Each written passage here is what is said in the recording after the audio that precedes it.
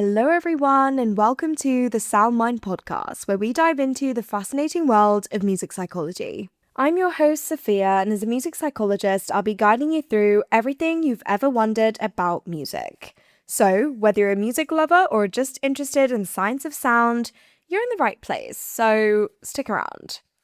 Now, this summer, I've spent a lot of my time attending concerts. As always, I'm such an avid concert goer. They literally make my life. But I'll tell you something. The post-concert high is so real. As real as the post-concert depression. Come down. Whatever you want to call it. I'm sure you relate, okay? Picture this. You've just left a concert. You're exhausted, your ears are ringing, your voice is gone, you're probably sweaty, slightly dehydrated, and your feet hurt. And somehow you feel amazing. You don't necessarily want to go home, you're still buzzing and replaying all your favorite moments in your head. That one song, that one moment where the whole crowd started singing, the moment when the artist came on stage. You get home and suddenly you just feel the urge to go through all the videos on your phone. You send them to your friends, you listen to the artist, maybe you put on the set list and relive the whole thing from beginning to end. Honestly, this can go on for days. You watch other people's videos, you tell everyone who wasn't there exactly what happened, and for a little while it feels like the concert is still happening. Until eventually it disappears. The buzz fades, you go back to your normal routine, the videos get buried in your camera roll. But sometimes, months or even years later, that same song comes on and suddenly you're back there. So why does a 2-hour concert stay with us for days, weeks, years afterwards? I'm calling it the post-concert high. Now, that's not actually a formal psychological term. I do want to caveat that. I'm using it as a way of describing this whole cluster of experiences. Now, I want to focus this episode on what exactly is happening here. Is it actually a biological high, some kind of chemical afterglow from an intense musical experience? Or is it something more purely psychological happening? And why are concerts so particularly good at creating an experience that we don't just remember, but we want to constantly relive? Let's unpack this, starting with what I'm defining as the post-concert high. Now, I do want to say also, I did a whole episode previously on the psychology of live music. It's one of the most fascinating topics. That episode goes into what's happening on the spot, what's happening in the crowd, and everything that makes a concert so special. But I want to focus today on particularly that post-concert high and come down in particular. So a slightly different angle today. But if you do want to check out that episode, I think it was episode 27. Yes, why concerts make us feel alive, the science of live music. So if you want to dive into everything going on under the surface and explore why concerts do this to us, how they create these powerful emotions and meaningful connections, dive into that episode. But let's focus now on why we can't stop thinking about a concert after it's happened. And I think it's worth asking a more basic question to start us off. What actually is this post-concert high? Because when we say, I'm on such a high after that concert, we might actually be talking about a few different things happening at the same time. First, there's the immediate afterglow. There's the feeling that you have when you walk out of the venue, right? You're euphoric, energized, and emotionally heightened, maybe feeling unusually connected to the people around you. You're exhausted, but somehow you don't want the night to end. And this is the part that feels most like an actual high. And then there's what I'd call the kind of psychological afterlife of the concert. The concert has physically ended, but you're still engaging with it. Like I said, you keep listening to the artist, you look through your photos, videos, talk about what happened. The experience hasn't disappeared just because you've left the venue at that time. And then there's this element of long-term memory. Eventually, the immediate buzz fades and the concept becomes something that happened in your past. But a song, a photo, or even just a particular moment can later bring that experience back to you. The concert can become part of your autobiographical memory, something that you can return to years later. So when I use the phrase post-concert high, I'm really talking about this whole continuum, the feeling immediately afterwards, the experience continuing psychologically after the event, and the memory that remains long after the feeling itself has faded. And there's an important scientific caveat I want to reiterate here. This isn't a recognized psychological construct. There's no single phenomenon in the research with that name. And there also isn't one biological mechanism that explains everything that I'm describing.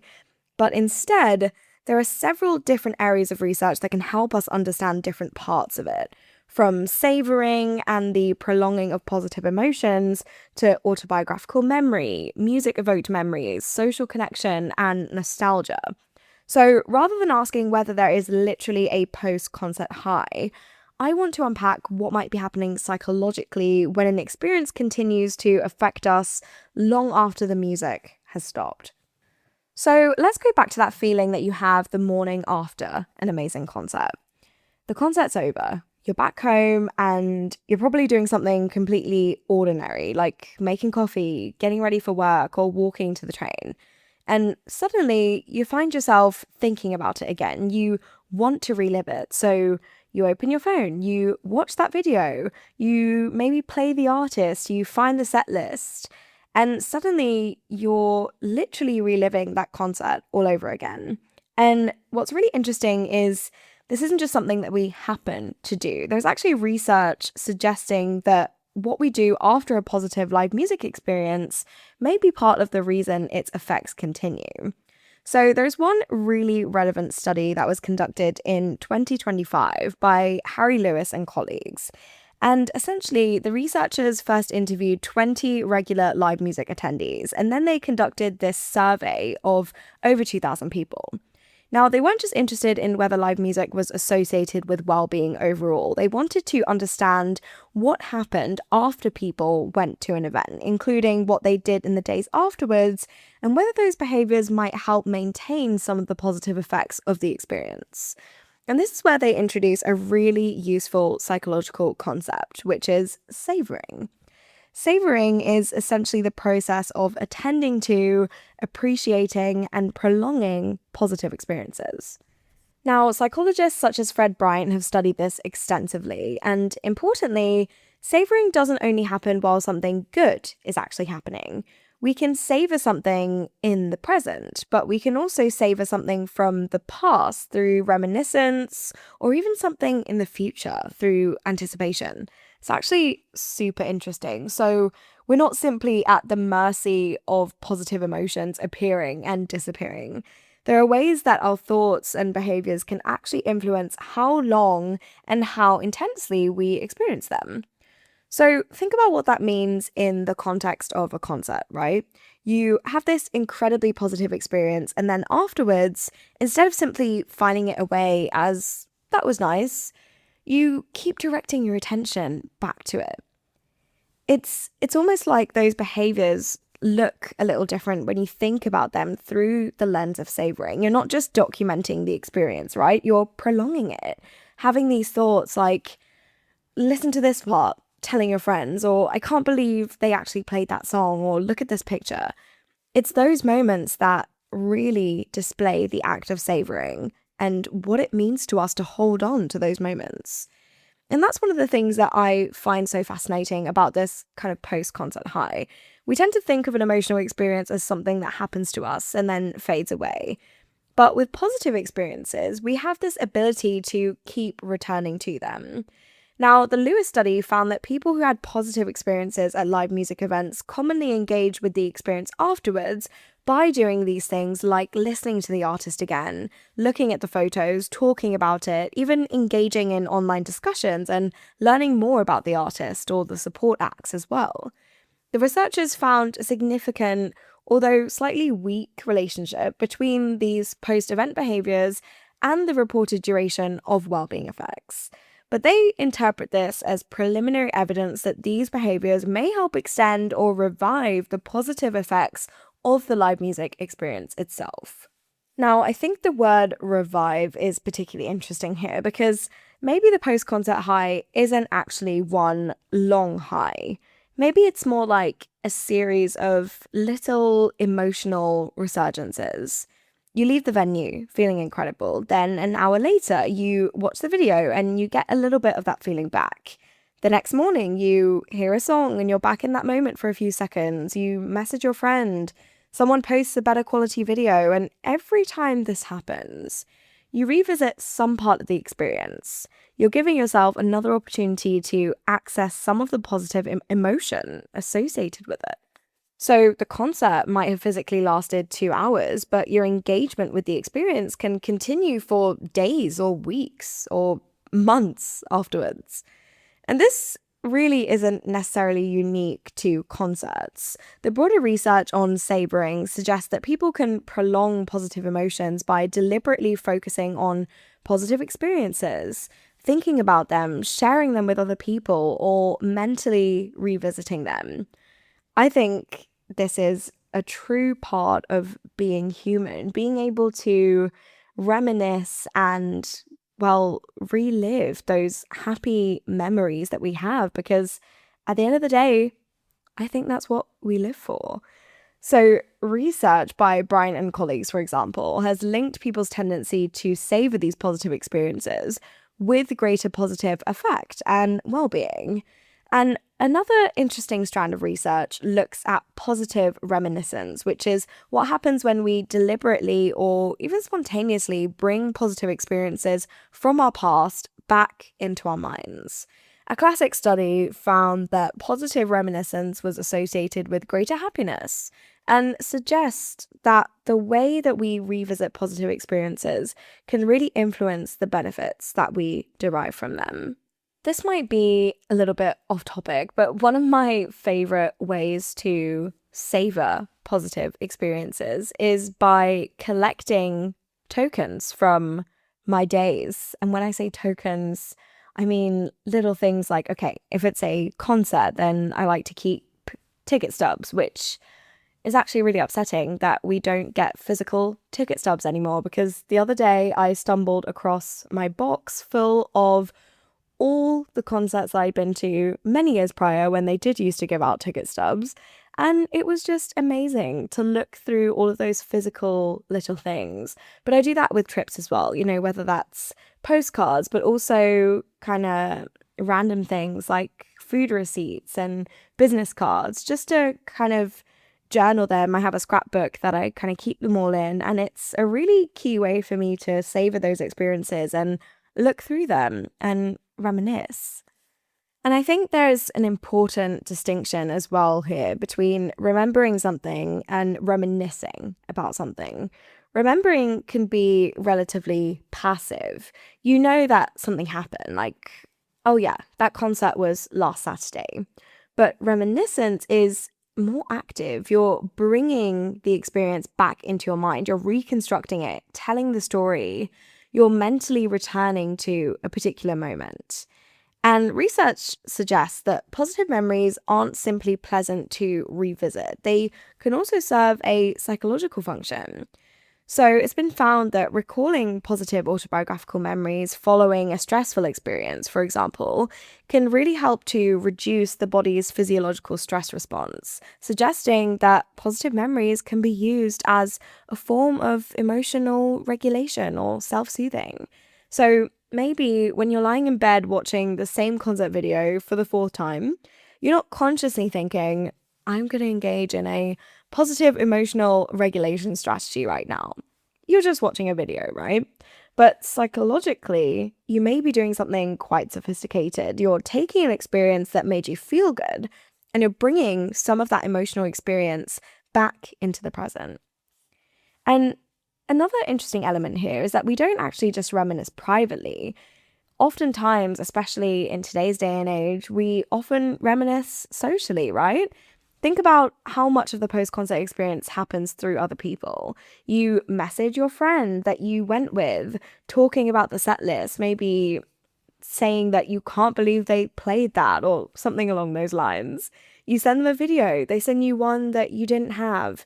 You compare what each of you remembers and you're reconstructing the night together and talking about even something that happened in the queue. It's this deep puzzle of memories going on. And now you're not just remembering the concert, right? You're re-experiencing it socially.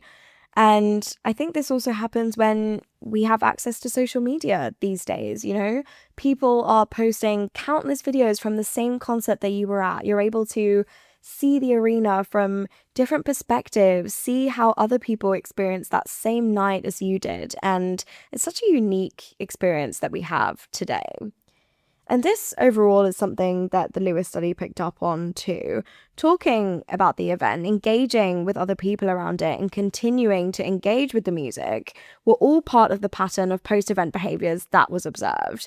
They connect this with the possibility of a positive feedback loop. So a positive experience leads to behaviors that keep people engaged with that experience, which may in turn help sustain some of its positive effects.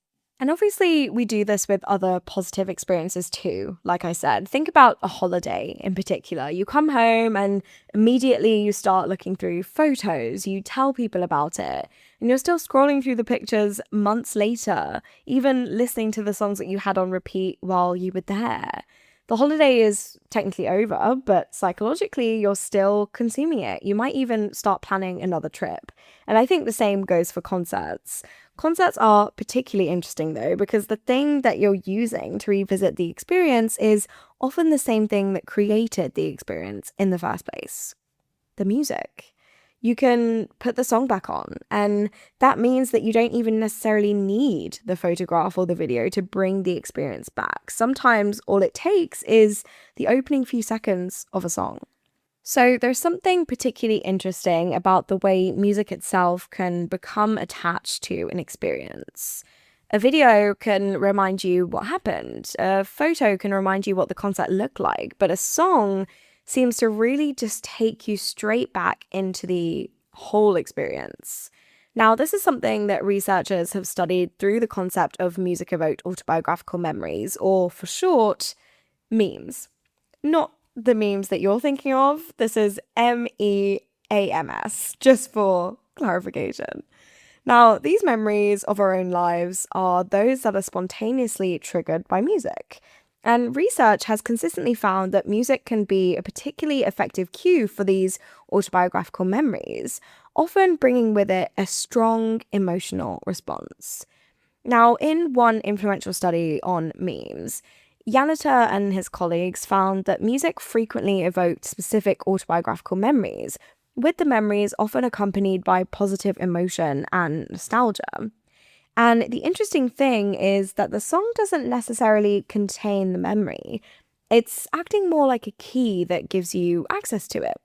You hear the opening beat 6 months later, and suddenly you remember where you were standing, who you were with, what the lights looked like, what the artist said before the song, and what was happening in your life at that time.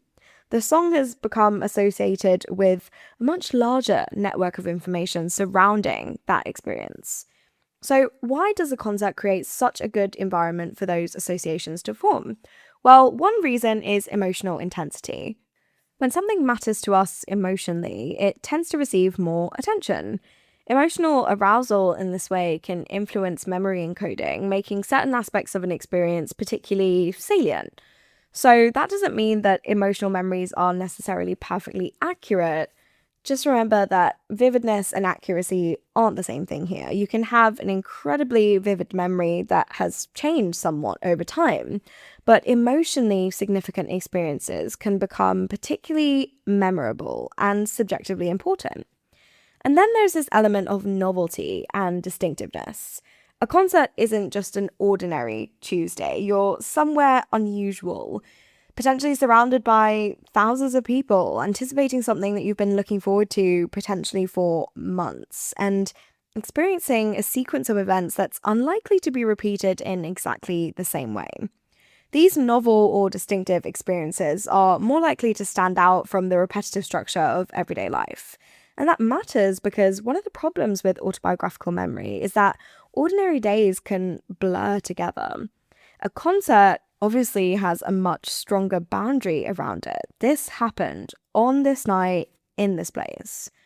There's also the sheer amount of contextual information surrounding the music. You're not hearing a song in isolation. You're hearing it in a particular venue, surrounded by particular people, and at a particular point in your life. You might remember what you were wearing, who you traveled with, what you did before, and like I said, even what you were going through personally at the time. All of those things can become associated with the event.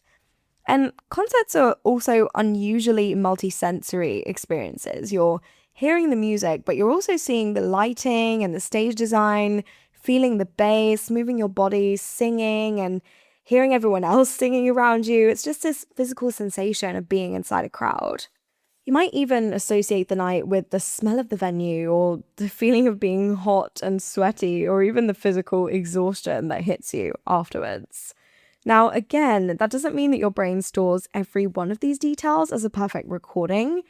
Memory doesn't work like that, unfortunately, but it means that the experience contains a huge number of potential cues. If one disappears, another might still provide a route back into the memory. So you might forget the venue, but remember the song.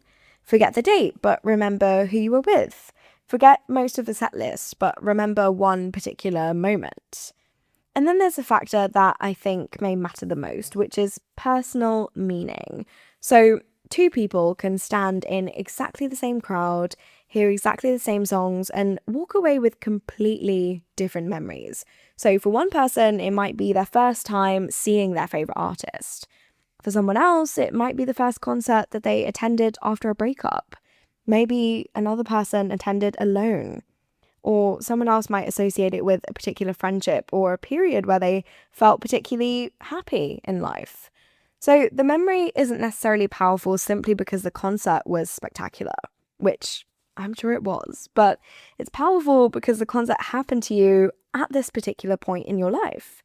And this is where autobiographical memory becomes so important.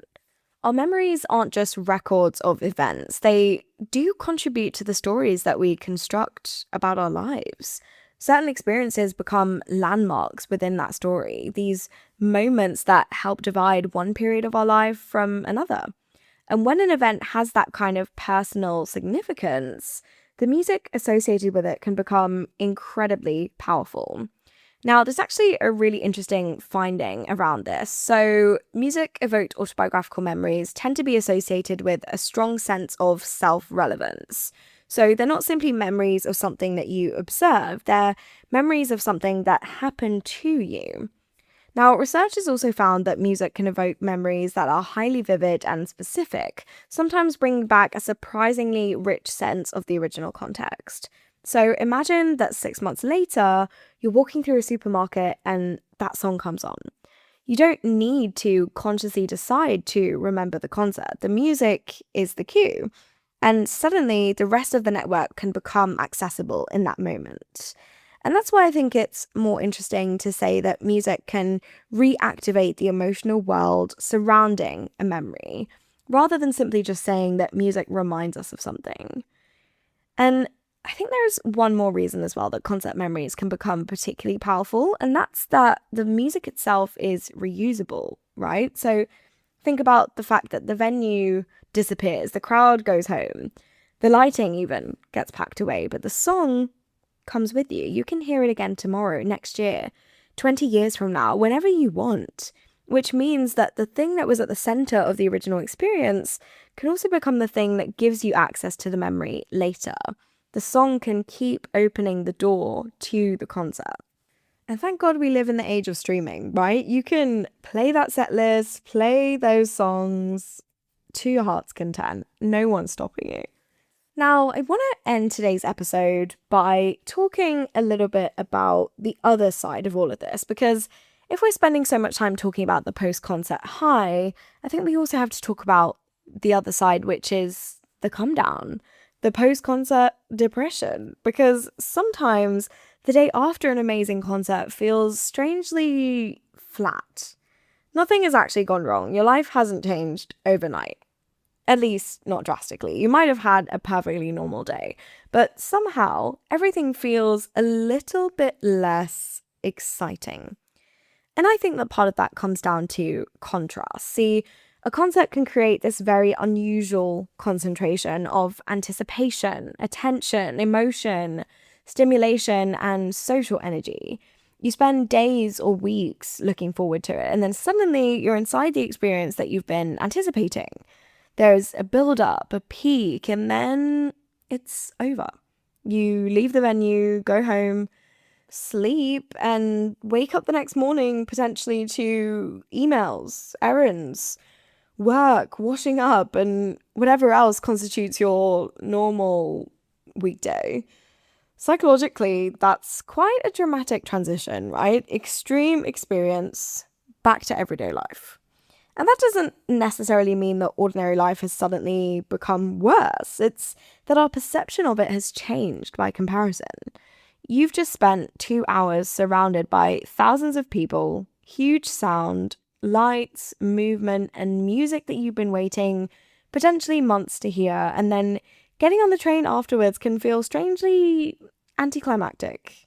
You're moving on from something highly salient and emotionally stimulating back into an environment that's familiar and predictable. And this idea of contrast is really important in psychology. Our emotional experiences aren't evaluated completely in isolation. What we've just experienced can influence how the next experience feels by comparison.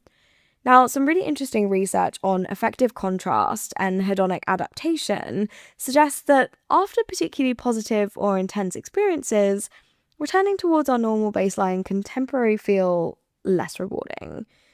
I mean, I relate to this so much. Concerts, coming back from holidays.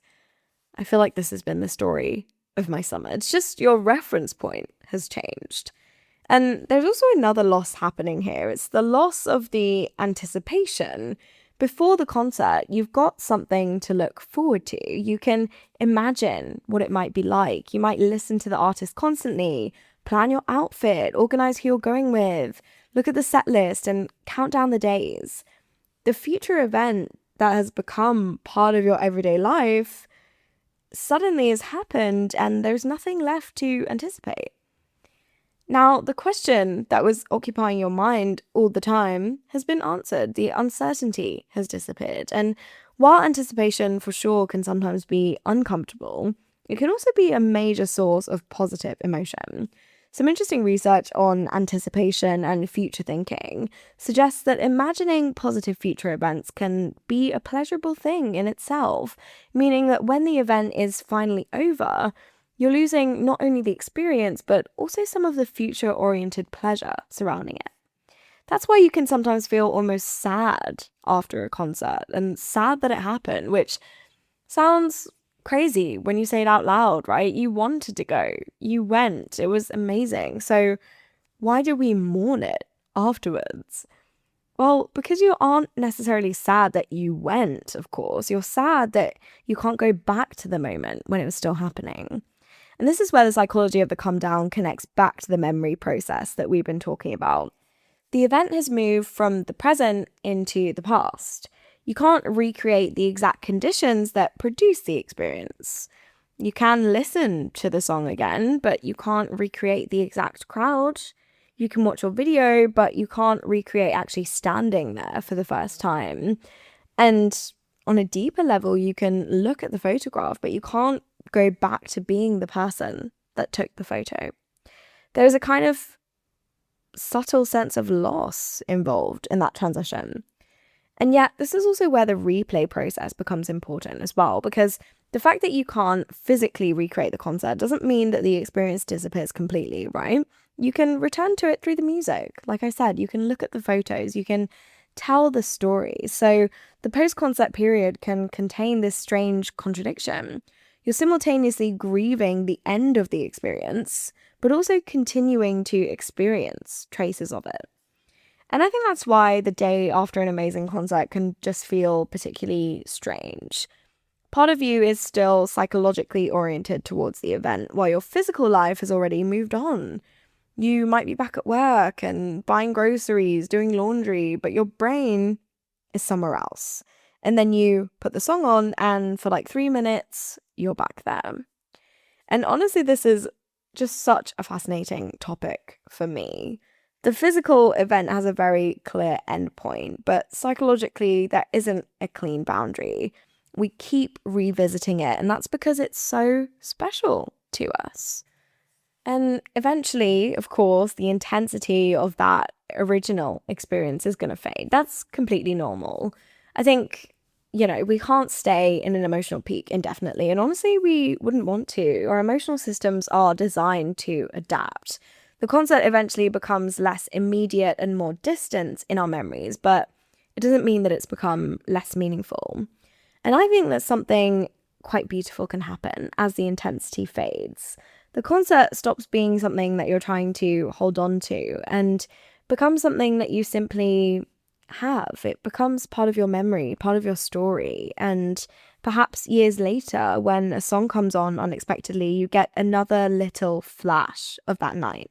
I think that's one of the most special things that music can give us. An experience can end without it disappearing from our lives. And music is so magical for that.